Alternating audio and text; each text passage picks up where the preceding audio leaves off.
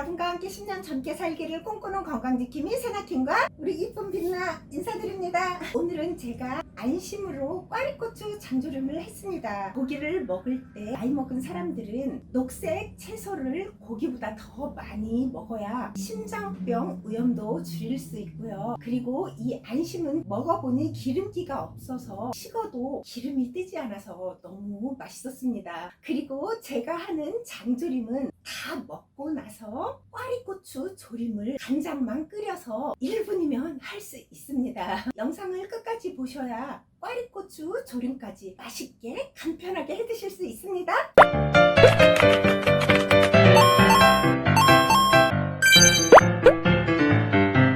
멸치 2줌인데 77g 정도 되네요. 프라이팬이 뜨겁게 데워지면 얘를 넣고 센 불로 덮어주세요. 타지 않게 멸치를 말려준다는 느낌으로만 덮어주면 됩니다. 멸치를 꺼내서 하나 만져보고 멸치가 뜨겁다 싶으면 불을 꺼줘도 됩니다. 그때 불을 끄고 새우도 이렇게 불을 끈 상태에서 프라이팬 열기로 새우는 덮어주면 됩니다. 그러면 비린내가 싹 날아갑니다. 불을 껐어도 계속 이렇게 덮어주세요.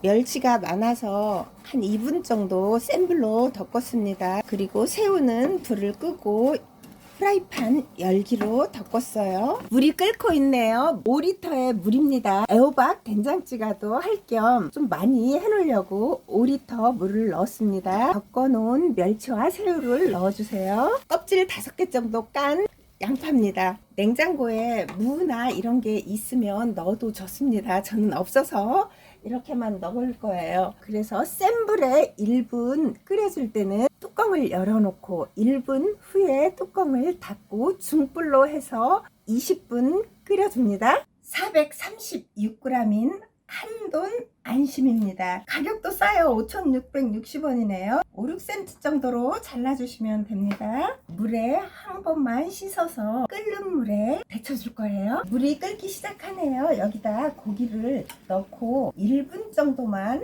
뚜껑 열고 데쳐주세요. 1분이 됐습니다. 불순물만 제거한다고 생각하고 이렇게 한번 데쳐주세요. 아까 끓인 멸치 육수 1리터를 채에 받쳐줄게요. 맛술을 적당히 조금만 넣어주세요. 고기를 넣고 육수가 끓기 시작하면 센 불로 1분 끓여주고요. 중약불로 20분간 삶아줄 겁니다. 고기가 다 삶아졌어요. 불을 끄고 그릇에 얹어주세요. 손으로 찢을 수 있을 만큼 고기가 식었어요. 그러면 이렇게 결대로 찢어주면 됩니다.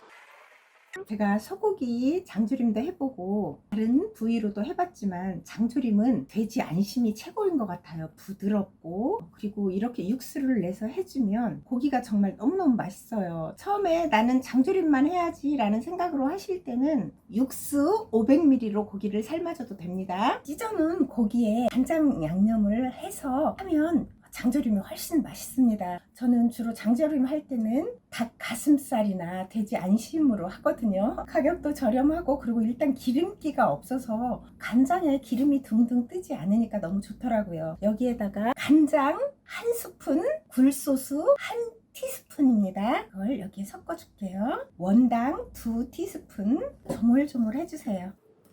이 간장 양념이 고기에 배서 고기가 훨씬 더 맛있어요. 그리고 매일 그냥 이렇게 안 하고 해주다가 이렇게 한번 해줬더니 저희 남편이 지금까지 먹어본 장조림 중에서 제일 맛있다고 했어요. 그리고 이 정도로 삶으면 너무 막 흐물하게 삶아진 것도 아니고요. 아주 쫀득쫀득하게 잘 삶아져서 아주 맛있습니다. 제가 하는 장조림은 다른 분들이 하는 장조림하고 조금 틀립니다. 그럼 이제 이걸 가지고 시작해 볼게요. 장조림 간장을 만들어 볼게요. 아까 고기 삶은 육수를 450ml 넣어 볼게요.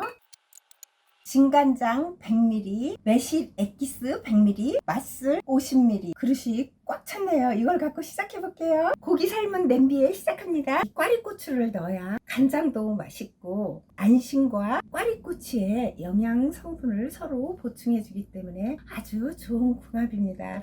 이것을 그릇에 쏟고요. 굴소스 3분의 2스푼쯤 넣어주세요. 그리고 만들어 놓은 간장을 3스푼쯤 넣어주세요. 불을 켜고 꽈리고추를 먼저 볶아주세요. 요즘은 꽈리고추가 햇빛을 많이 받아서 약간 매워요. 그래서 간장이 더 맛있습니다. 고기 삶을 때 500ml 정도로만 가지고 삶아도 충분합니다. 고기를 삶고 나면 그 육수가 한 450ml 정도 돼요. 이렇게 볶은 다음에 고기를 또 넣어주세요. 또 같이 볶아주세요. 그러면 고기에 고추 그 향이 배서 고기도 더 맛있고 꽈리고추도 더 맛있어요. 많이 볶이지는 않아도 됩니다. 만들어 놓은 간장을 넣어주세요. 뚜껑을 닫고 센 불로 펄펄 끓으면 바로 꺼주면 됩니다.